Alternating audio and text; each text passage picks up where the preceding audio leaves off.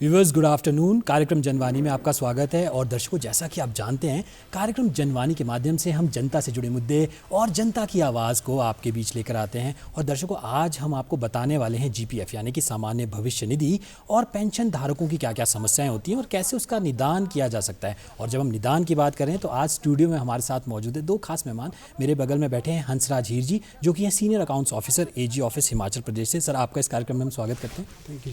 और उनके बगल में बैठे हैं नारायण सिंह जी, जो कि हैं assistant account officer AG office Himachal से। सर, आपका भी हम इस कार्यक्रम में स्वागत करते हैं।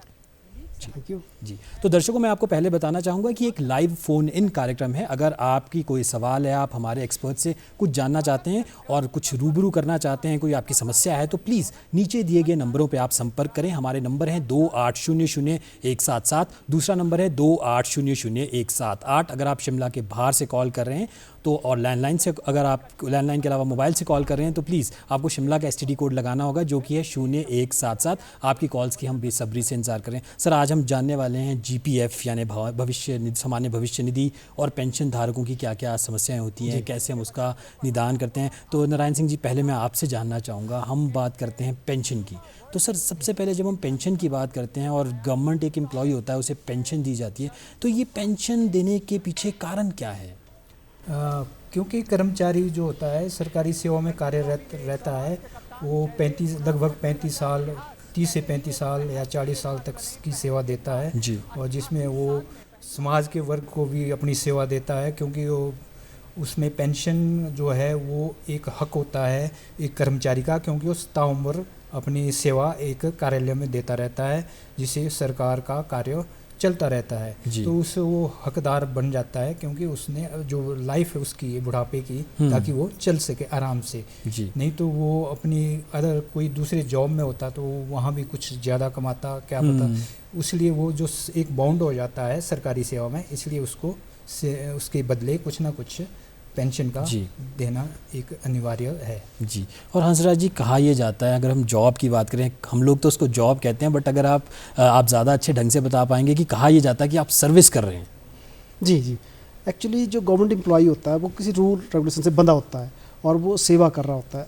वर्चुअली वो जॉब नहीं होती उसकी, वो सेवा होती है। और जो सेवा करता है उसने, क्योंकि अगर एक एम्प्लॉय है तो उसने सारी उम्र अपनी सेवा करनी है। जब वो पब्लिक की या गवर्नमेंट की सेवा, मतलब पब्लिक की सेवा करनी है, जब वो सेवा करेगा तो वो दूसरा काम कोई नहीं कर पाएगा, क्योंकि उस नियमों से बंधा हुआ है। अगर वो बिजनेस करना चाहेगा तो बिजनेस नहीं कर सकता, अगर वो करेगा तो कंडक्ट रूल लग जाएंगे उसके ऊपर। तो जब वो सारी उम्र उसने अपनी गवर्नमेंट को दिए होते हैं या पब्लिक को दिया होता है, तो उसके बदले में गवर्नमेंट उसके बुढ़ापे को सुरक्षित करने के लिए एक सोशल सिक्योरिटी कर दी जाती है, ताकि जो सारी उम्र उसने अगर जिया है, सिर ऊंचा करके जिया है, तो उसका बुढ़ापा भी अच्छे से बीते और अपने बच्चों को वो खुद पाल सके, ना कि वो बच्चों के ऊपर डिपेंड हो जाए। जी। हंसराज जी, मैं आपसे जानना चाहूँगा, हम सामान्य भविष्य निधि की बात करते हैं, जीपीएफ खाते की हम बात करते हैं, तो प्लीज़ आप हमारे दर्शकों को थोड़ा बताइए कि जो जीपीएफ का जो एक खाता है ये होता क्या है और इससे क्या फ़ायदा है, अगर हम एक एम्प्लॉय की बात करें। जी, जो जीपीएफ है, जो 15/5/2003 से पहले सरकारी सेवा में आए हैं, उन्हीं के लिए एम्प्लॉय के लागू होता है। कि 15/5/2003 से बाद जो है, जो आपको, जैसे आपको पता है कि एनपीएस लागू हो गई हुई है। एनपीएस का जो पैसा कटता है वो एक अलग से कंट्रीब्यूशन है, उसमें गवर्नमेंट भी अपना शेयर देती है। जबकि जो 15/5/2003 से पहले हैं उनका सामान्य भविष्य निधि खाता एक जीपीएफ कटता है, और वो कंपलसरी डिडक्शन है। जैसे आप बैंक में जमा करते हैं पैसा तो वो आपको इंटरेस्ट मिलता है, लेकिन उसमें आप ज़्यादा कम कर सकते हैं। जबकि जो सामान्य भविष्य निधि है आपकी जीपीएफ है, उसमें आपको एक फिक्स अमाउंट है कि आपको 6.6% से कम नहीं होना चाहिए, और जो आपकी बेसिक पे ग्रेड पे है उससे ज़्यादा नहीं होना चाहिए डीए के साथ। तो और आप उसको बार बार चेंज नहीं कर सकते, साल में एक बार आप बढ़ा सकते हैं, 2 बार कम कर सकते हैं। वो एक नियम बना हुआ है कि आप 2 बार का, 1 बार कम कर सकेंगे जी, 2 बार बढ़ा सकेंगे उसको। बिल्कुल। और जैसा कि नाम ही है सामान्य भविष्य निधि, तो कहीं ना कहीं हम भविष्य की बात कर रहे हैं, हम एम्प्लॉयज़ के भविष्य की बात कर रहे हैं। नारायण जी, मैं आपसे जानना चाहूँगा, पेंशन की जब हम बात करते हैं तो पेंशन पाने के हकदार कौन कौन हैं? पेंशन तो उसी कर्मचारी को लगती है जो एक सरकारी सेवा में कार्यरत है। पेंशन नियम 1972 के अनुसार जो कर्मचारी 10 साल की सेवा पूरी कर लेता है उसको पेंशन का वो हकदार हो जाता है। पेंशन जिनकी सेवाएं कम रहती है 10 साल से, उनको सर्विस ग्रेजुटी और ग्रेजुटी दी जाती है। अब नए जो एनपीएस के अंडर आ रहे हैं उनको भी जो पारिवारिक पेंशन अगर वो डेथ हो जाती है तो उनको पारिवारिक पेंशन मिलती है, सीसीएस पेंशन रूल 1972 के अनुसार ही लगती है जी। और जिसमें अभी ये नोटिफिकेशन की है कि ये पारिवारिक पेंशन दी जाए। तो अब जिन भी कर्मचारियों की 15/5/2003 के बाद जो एम्प्लॉई हुए थे, सर्विस में आए थे, उनको एनपीएस के अंडर पारिवारिक पेंशन दी जाती है जी। और पेंशन का अभी उनके लिए कोई भी प्रावधान नहीं है, उनको सिर्फ ग्रेच्युटी दी जाती है उसमें जी। और जब हम पेंशन की बात करते हैं हंसराज जी, मैं ये जानना चाहूँगा कि अक्सर कहा यह जाता है कि फैमिली पेंशन, और फैमिली पेंशन पे काफ़ी फोकस किया जाता है। तो एक जो नॉर्मल एक एम्प्लॉय जब रिटायर होता है तो उसको जो एक पेंशन मिलती है और एक जो फैमिली पेंशन होती है, इसमें भी क्या कोई फ़र्क है? हाँ, बिल्कुल फ़र्क है। जैसे नारायण जी बता रहे थे अभी कि जो एनपीएस के एम्प्लॉय हैं 15/5/2003 या उसके बाद जो एम्प्लॉय आए हैं तो उनको पेंशन नहीं है, लेकिन सरकार ने उनको फैमिली पेंशन लागू कर दी है। फैमिली पेंशन मीन जो भाई में सर्विस डेथ हो जाती है उनको फैमिली पेंशन लागू की और 22 फरवरी 2022 के ऑर्डर है ये। तो एक तो मेरी गुजारिश रहेगी जो हमारे दर्शक हमारा प्रोग्राम सुन रहे हैं कि अगर उनके संपर्क में कोई एम्प्लॉई ऐसा है जिसकी इन बिटवीन डेथ हुई है और 15/5/2003 के बाद वो एनपीएस में आया है और डेथ हुई है, तो उनके मामले जो है वो विभाग के द्वारा हमारे को भिजवाएं उनको। उसमें कोई 22 फरवरी 2022 के ऑर्डर है, उसके अनुसार वो टीओ को जाएगा, टीओ से डायरेक्टर ट्रेजरी को जाएगा, देन वो हमारे पास मामले आएंगे। लेकिन उनमें हमने बहुत से केसेस में जो है फैमिली पेंशन लगा दी है, तो भिजवाएं हमारे को जी। हाँ, जहाँ तक हर्षी आपने कहा कि पेंशन और फैमिली पेंशन क्या फ़र्क है, तो पेंशन तो जो एम्प्लॉई है उसका डायरेक्ट वे में हक है, और फैमिली पेंशन उसकी परिवार को सिक्योर करने के लिए फैमिली पेंशन लगाई जाती है जी। और जैसे एनपीएस को भी अब लागू कर दी गई है, बिल्कुल, तो अब सीसीएस पेंशन रूल से 72 जैसे पहले वालों को लागू है, अब इनको भी लागू कर दिए गए हैं जी। और फैमिली पेंशन जो है वो जो भाईली सर्विस अगर डेथ हो जाती है तब तो 10 साल तक जो उसको पेंशन मिलनी थी वो उसकी फैमिली को मिल जाएगी, और आफ्टर 10 ईयर जो है वो 30% ऑफ द बेसिक पे उसको फैमिली पेंशन जारी रहेगी जी। नारायण जी, मैं जानना चाहूँगा, अक्सर बात करते हैं हम NPS, OPS, old pension scheme या फिर न्यू पेंशन स्कीम, तो इसमें फ़र्क क्या है? और अब हम बात करें अगर ओपीएस या एनपीएस की, तो उससे एक पेंशन में क्या फ़र्क आ जाता है? एनपीएस में तो अभी पेंशन जो लाइव केस में वो तो नहीं मिलेगी, डेथ किसी एम्प्लॉइज़ की होती है तो वहाँ फैमिली पेंशन मिलेगी जी। बाकी उनको जो एनपीएस के एम्प्लॉइज़ है उनको सिर्फ ग्रेच्युटी दी जाती है आफ्टर रिटायरमेंट जी। अगर किसी एम्प्लॉइज़ की डेथ हो जाए तो उसमें उसको फैमिली पेंशन भी दी जाती है और उसकी जो ग्रेच्युटी बनेगी रूल के मुताबिक कैलकुलेट होएगी वो उसको दी जाती है। और जो पुराने रिटायरी है जो ओल्ड पेंशन स्कीम में 15/5/2003 से पहले उनको तो पेंशन भी मिलती है, फैमिली पेंशन भी मिलती है और ग्रेच्युटी भी मिलती है। डेथ केस में ग्रेच्युटी डबल रेट से मिल जाती है, उसका डबल ही मिलता है जी। जो फार्मूला है उसमें डबल करके मिलती है। और अलाइव केस में थोड़ी सी वो है कि फार्मूला कुछ और है जी। और पेंशन के लिए फार्मूला भी है कि 50% ऑफ द लास्ट पे 10 साल की सर्विस पूरी होनी चाहिए, उसके अनुसार उसको ऑथराइज कर दी जाती है। ये मामले विभाग हमारे को भेजते हैं और हम उस पर पीपीओ जारी कर देते हैं जी। हंसराज जी, आज हम पेंशन के ऊपर भी बातचीत कर रहे हैं, जीपीएफ यानी सामान्य भविष्य निधि के ऊपर भी बात कर रहे हैं। मैं आपसे जानना चाहूँगा, जो जीपीएफ की जब हम बात करते हैं, जीपीएफ खाता कौन खोल सकता है? क्या एलिजिबिलिटी क्राइटेरिया रहता है जीपीएफ खाते के लिए? जीपीएफ जो है वो 15, जैसे मैंने कहा आपको, 15/5/2003 से पहले के जो एम्प्लॉई है या जो आज की डेट में भी अगर वो बैक डेट से कोई रेगुलर होता है तो उनको जीपीएफ खाता खुल जाएगा। वो पहले कि 1 साल के बाद खुलता था, अब नहीं है, वो अब 1 महीने के बाद भेज देते हैं और हम उसको जीपीएफ का नंबर खुल जाएगा। जब एजी ऑफिस से खाता खुल जाएगा तो उनकी सब्सिडी स्टार्ट हो जाएगी। जैसे सब्सिडी मैंने कहा कि 6% से कम नहीं हो सकती और मैक्सिमम उसकी बेसिक पे और ग्रेड पे जो उसकी होगी वो डीए जो होगा उतना तक कटवा सकते हैं वो। और जहाँ तक रही जीपीएफ की बात, तो हर एम्प्लॉई जो भी 15/5/2003 से पहले है उनको सभी को जीपीएफ अकाउंट नंबर अलॉट करवाना कंपलसरी है जी। ये क्लियर है जी। और सर, जब हम जीपीएफ की बात करते हैं, जब हम सामान्य भविष्य निधि की बात करते हैं, आपने रेट ऑफ सब्सक्रिप्शन की बात करी कि आप इतना कटवा सकते हैं। मैं ये जानना चाहूँगा, रेट ऑफ जो सब्सक्रिप्शन जो रहती है, क्या उसको एक एम्प्लॉय चेंज भी कर सकता है अपने हिसाब से? जी जी, मैंने जैसे आपको पहले बोला कि जीपीएफ जो है वो साल में कैलेंडर जो साल जो होता है वो फाइनेंशियल ईयर गिना जाता है इसमें 1 अप्रैल टू 31 मार्च। तो वो एक बार कम कर सकता है with in during this period और 2 बार बढ़ा सकता है सब्सक्रिप्शन कंपनी को, मतलब बार बार चेंज नहीं की जा सकती, 2 बार चेंज कर, 2 बार उसको बढ़ा सकता है, 1 बार कम कर सकता है। जी नारायण जी, मैं आपसे जानना चाहूँगा, हम पेंशन के बारे में थोड़ा आपसे जानना चाहते हैं। और जब हम पेंशन की बात करते हैं, आपने बताया कि पेंशन किस प्रकार से नियत की जाती है, ओपीएस एनपीएस के बारे में भी आपने हमें बताया कि क्या इनमें डिफ्रेंशिएशन है। मैं ये जानना चाहूँगा पेंशन को किस प्रकार से सैंक्शन किया जाता है, अगर आप हमारे दर्शकों को बताएं। पेंशन का जो पहले है वो डिपार्टमेंट ही सेंक्शन कर देता है उसको, पर उसकी ऑथराइजेशन हमारा कार्यालय करता है। जी पहले वो उस पर कैलकुलेशन डिपार्टमेंट ही भेजता है, फॉर्म उसमें 5 फॉर्म 2, 3, 5 और 7 भेजता है, और उसके साथ वो कैलकुलेशन शीट भी भेजता है जिसमें वो एक तरह की सैंक्शन होती है विभाग की तरफ से। तो उसको हम चेक करते हैं कि उसकी सर्विस बुक को देख के, वो भी साथ होती है, उसमें देखते हैं कि इसकी पे जो रेगुलाइज की हुई है इन्होंने, क्या वो सही है कि गलत है। तो उसके मुताबिक हम उसको चेक कर लेते हैं। अगर उसकी पे सही पाई जाती है तो हम उस पर ऑथराइज़ कर देते हैं। अगर कुछ कमी हो पे में तो उसको हम कम पे बन रही हो तो उस पर ऑथराइज़ कर देते हैं जी, और उसका कोई ऑब्जर्वेशन उस पर नोट कर देते हैं और डीडीओ को हम उस चीज़ को बता देते हैं जी। और फैमिली पेंशन के भी उसी टाइम रेगुलेट हो जाती है वाइफ के केस में। अगर बच्चे को लगनी हो तो वो बाद में रिपोर्ट करते हैं हम, क्योंकि वाइफ के केस में हम साथ ही जैसे ही पीपीओ जारी करना है हमने तो उसमें पेंशन भी रिपोर्ट करेंगे और उसकी वाइफ के जो फैमिली पेंशन जाएगी भविष्य में उसको भी उसमें रिपोर्ट कर देते हैं। उसकी एक बुक बन जाती है, हमारे पास 2 बुकें बनती है, 2 पार्ट होते हैं, एक टीओ के पास रहता है और दूसरा वो टीओ अपने आप उसको हैंड ओवर कर देता है पेंशनर को। जी नारायण सिंह जी, आप पेंशन के बारे में आपने बताया कि कैसे वो सैंक्शन होती है, क्या प्रोसेस उसमें होती है, तो एम्प्लॉयज़ को आप क्या कहना चाहेंगे? और जब वो रिटायर होने वाले होते हैं तो कितने समय पहले जो ये गतिविधियाँ हैं वो मतलब कहते हैं कि कागज़ आप अपने पूरे तैयार कर लें? तो पेंशनर को चाहिए कि जब वो रिटायर हो रहा है तो 6 महीने पहले अपने कागज़ पूरे तैयार कर ले और वो विभाग के पास सौंपते। विभाग का भी दायित्व है, उसका भी मेन दायित्व है कि वो उसके पेपरों को लिए कहे और उसके तैयार करके फिर वो हमारे को 4 महीने पहले हमारे को भेज देगा वो, ताकि हम उस पर कार्रवाई टाइमली कर सकें।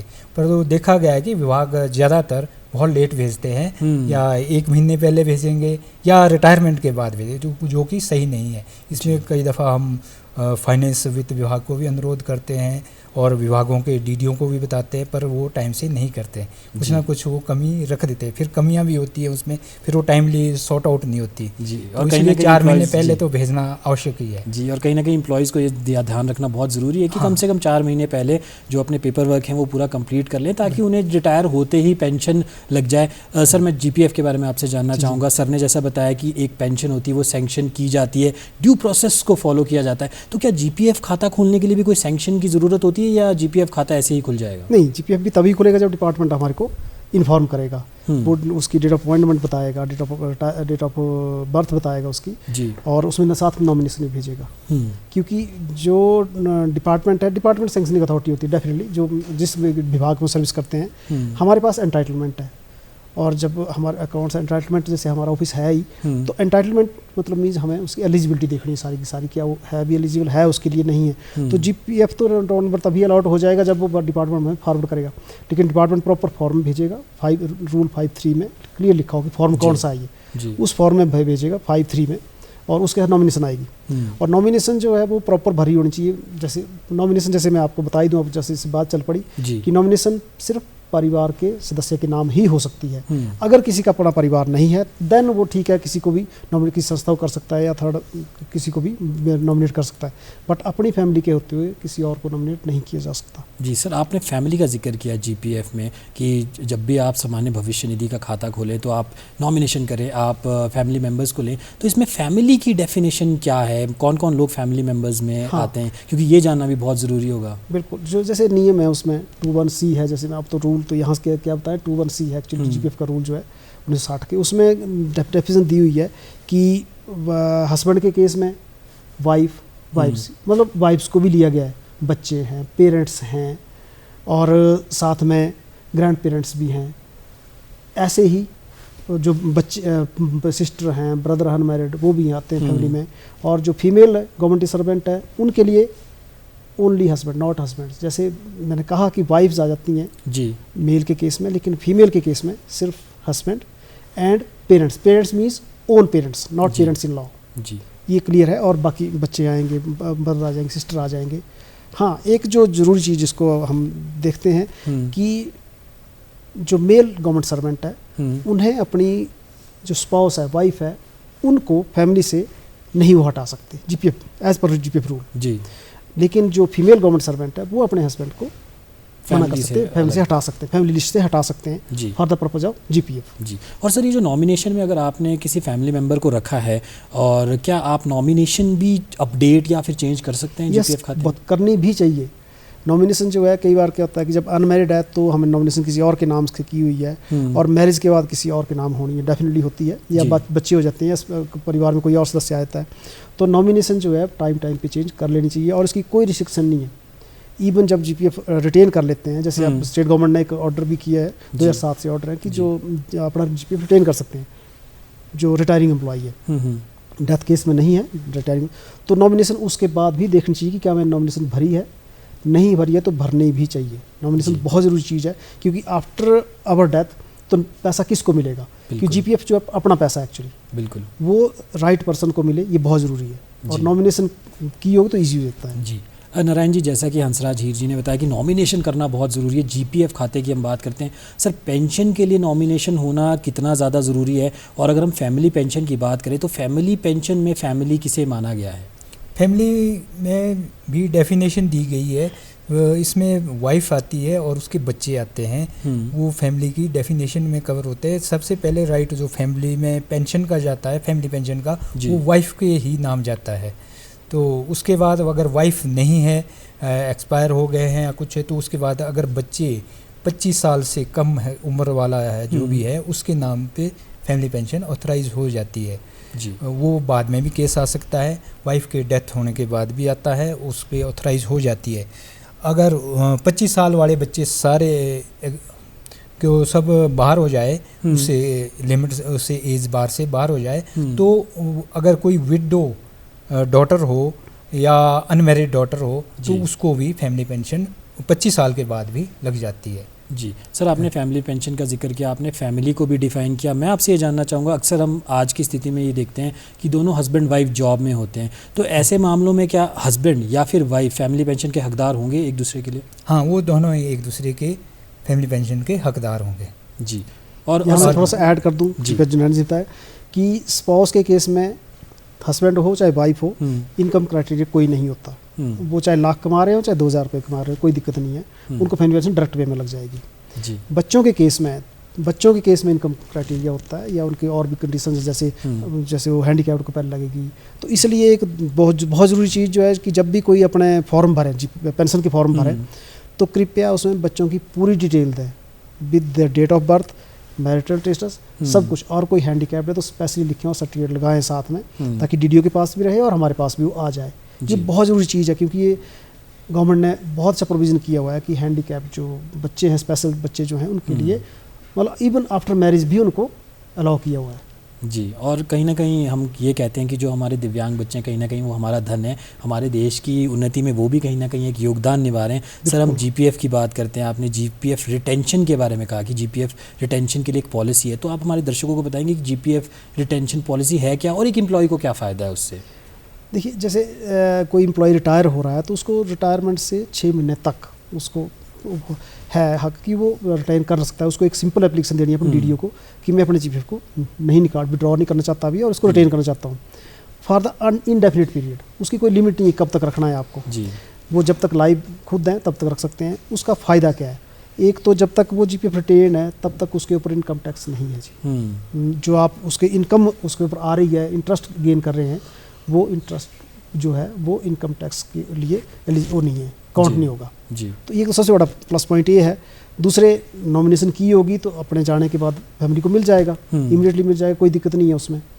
तो सेविंग में रखने से और जीपीएफ में रखने से सिर्फ सिक्योरिटी की जहाँ तक बात है, सिक्योर वहाँ भी होता है, यहाँ भी होता है, लेकिन एजीएफ्स में होगा तो थोड़ा प्लस पॉइंट है कि उसके कितने टाइम तक रिटेंशन मतलब रिटेन कर सकते हैं? For indefinite period, but that's retirement के बावजूद भी? हाँ, कभी तक कभी वो जब तक खुद जिंदा है तब तक के लिए। बट इसका बहुत ज़रूरी चीज़ है कि विद इन 6 मंथ उसके ऑर्डर होने चाहिए जी, इसके बाद नहीं। जी नारायण जी, मैं आपसे जानना चाहूँगा, पेंशन की हम बात करते हैं, अक्सर लोगों की जो ये दिक्कतें रहती हैं कि उनके जो पेंशन केसेस हैं वो थोड़ा स्लो चल रहे हैं, तो एक्सपीडिट करने के लिए, मतलब तेज़ी से उनको पेंशन लगे, तो उनको क्या कैसे, एक तो आपने बताया कि आप 4 महीने पहले से अपने पेपर वर्क को सही रखें, तो अगर आप थोड़ा सा डॉक्यूमेंट्स के बारे में बताएं, कौन कौन से डॉक्यूमेंट्स एक एम्प्लॉई को भी करने चाहिए और हम जब डीओ की बात करते हैं उनको भी ध्यान रखने चाहिए? उसको सबसे पहले तो एम्प्लॉयज़ को अपने परिवार नकल तैयार करके देनी चाहिए जो लाइव केस है, और उसने फॉर्म 3 को भर के देना है, विभाग के पास देना है, और बाकी जो भी डॉक्यूमेंट कोई और विभाग मांग सकता है तो उसको प्रोड्यूस करेगा। किसी का बर्थ सर्टिफिकेट मांग सकता है, बच्चे का बर्थ सर्टिफिकेट भी मांग सकता है, और सब वो उसके साथ वो उसको प्रोवाइड कराने पड़ते हैं विभाग को। विभाग फिर उन कागज़ों को तैयार करके फॉर्म 3 और 5, 6 और 7 को हमारे को भेज देते हैं। डेथ केस में जो फॉर्म आते हैं वो 12, 14, 18 आते हैं। उसमें ज़्यादा कमियां रहती है क्योंकि वो एम्प्लॉइज़ तो एक्सपायर हो गया है, जो उसकी फैमिली वो इतनी अनभिज्ञ जैसी होती है रूल रेगुलेशन के बारे में कि क्या है, फिर विभाग भी अगर उसको सही गाइड ना करे तो वो उनके लिए बहुत मुश्किल होती है। तो उनको पहले विभाग के पास जाना चाहिए और उनसे पूरी इन्फॉर्मेशन लेके क्या क्या डॉक्यूमेंट चाहिए वो प्रोवाइड कराने चाहिए, जैसे परिवार नकल, कोई लीगल हायर का सर्टिफिकेट चाहिए, कोई मैरिज सर्टिफिकेट चाहिए, वो सारे उसको प्रोवाइड कराने चाहिए। फिर उसके बाद वो 12, 14, 18 में फुल डिटेल उसको भर के हमारे को भेजते हैं। जी नारायण जी, जैसा कि आपने जिक्र किया कि अगर कोई गवर्नमेंट एम्प्लॉय जो डिसीज़ हो जाता है तो उसको उसके जो फैमिली है उसको क्या बेनिफिट्स होते हैं, मैं आपसे जानना चाहूँगा, अगर सर्विस होते हुए किसी एम्प्लॉय की दुर्घटनावश मृत्यु हो जाती है तो फिर पेंशन पे क्या फ़र्क पड़ेगा, और जब रिटायर होने के बाद अगर किसी एम्प्लॉय की मृत्यु होती है तब उसकी पेंशन या फैमिली पेंशन किस प्रकार से नियत होगी? अगर तो ड्यूरिंग दी सर्विस डेथ हो गई ना, तब तो उसको पेंशन से तो कोई वो नहीं है, पेंशन तो उसी का ही था राइट पेंशन। उसके बाद तो फैमिली पेंशन का राइट बनता है, वो फैमिली को मिलेगा जी। अगर उसकी सर्विस 7 साल 6 महीने 6 साल 9 महीने के आसपास है तो 7 काउंट होके तो उसको इन्हांस रेट मिल जाता है। वहाँ पे वो इक्वल उतना ही होता है जितना पेंशन लगनी थी, 50% होती है लास्ट पे की जी। तो वो उतनी फैमिली पेंशन, फिर उसके बाद वो 10 साल तक उतनी मिलेगी, 10 साल के बाद 30% के हिसाब से मिलेगी जी फैमिली पेंशन जी। और जैसा कि सर ने फैमिली पेंशन के बारे में बताया और क्या फ़र्क आ जाता है अगर एक डिसीज्ड गवर्नमेंट सर्वेंट की बात करें या फिर जो सर्विस में, सर हम बात करें जीपीएफ के बारे में, सामान्य भविष्य निधि के बारे में, क्या कोई ऐसे इंस्टांसेस भी होते हैं जब जीपीएफ के खाते को सस्पेंड कर दिया जाता है आपके द्वारा? हाँ, एक तो ड्यूरिंग सर्विस अगर वो कहीं सस्पेंड हो जाता है या सर्विस से कुछ जैसे मतलब किसी का एक्शन हो जाता है तो उसको जैसे पे सैलरी नहीं मिल रही है तो फिर ऑप्शनल है, वो चाहे तो जीपीएफ कटवाए या नहीं कटवाए, वो उसकी अपने ऑप्शनल है, अपने ऊपर डिपेंड करता है कि क्या चाहता है वो। लेकिन during the last 3 months of the before the retirement तब कंपल्सरी उसको बंद करना है, वो बहुत ज़रूरी है। वो क्यों रखा गया बंद करना, ताकि उसको विद इन 3 मंथ उसको अपने पेपर तैयार करके एजी ऑफिस को मामला आ जाए ताकि टाइम पे उसको पेमेंट, एक्चुअली रूल प्रोविजन ये कहता है कि उसको जिस दिन रिटायर हो सेकंड डे उसको पेमेंट हो जाए जी। लेकिन वो तभी संभव है अगर हमारे पास समय पे पेपर आ जाए कोई जी। क्योंकि कोई भी पेपर हमारे पास नहीं पहुंचेगा और एंड लास्ट में अगर उसको डेबिट दे दिया और हम यहाँ से मान लो उसको 10 लाख रुपए पेमेंट कर दिया और उसने डेबिट लिया होगा तो फिर उसको रिकवर करना मुश्किल हो जाता है जी। जीपीएफ की भी डायरेक्ट पेमेंट है ये तो जी। हंसराज जी, जो अभी जो दर्शक आपको देख रहे हैं टेलीविज़न पे, अगर वो उनका कोई ऐसा मैटर है और हम देखते हैं कि जो एम्प्लॉयज़ के मैटर्स होते हैं वो काफ़ी कॉम्प्लिकेटेड होते हैं, खासकर पेंशन और जीपीएफ की अगर हम बात करें तो आपको संपर्क कैसे कर सकते हो? हमारे AGHP की वेबसाइट पे जाएंगे आप तो वहाँ पे आप अपने मेल में भी डाल सकते हैं, आप फ़ोन कर सकते हैं। हमारा नंबर जो है, आप नाम जैसे हम लोग सीनियर अकाउंट्स अफसर है तो हमारे तो नाम है वहाँ पे, हमारे को आप कभी भी फ़ोन कर सकते हैं। हमारे मोबाइल नंबर है इधर वहाँ पे, लैंडलाइन नंबर है, मोबाइल नंबर है, और हमने एक पेंशन का हेल्प डेस्क भी रखा है आजकल की। जैसे हमारे पास रिवीजन केसेस बहुत आ रहे हैं, बहुत मीन्स 35 और 40 हज़ार के बीच में मामले पहुंच चुके हैं और उसके लिए समय लग रहा है। हालांकि हमारे को फ़ोन बहुत आते हैं लेकिन हम लोग भी एक लिमिट है काम करने की भी, उससे ज़्यादा नहीं कर सकते। तो उसमें हमने डेस्क लगाया, तो उसमें फ़ोन करेंगे तो उनको पूरी इन्फॉर्मेशन दी जाती है कि आपका मामला कब तक निपटाया जा सकता है। जी नारायण सिंह जी, जाते जाते आप हमारे दर्शकों को कुछ बताना चाहें कि किस प्रकार से जो वो पेंशन के केसेस आ रहे हैं उसको वो फटाफट से आगे लेके आपके पास आए, संक्षेप में।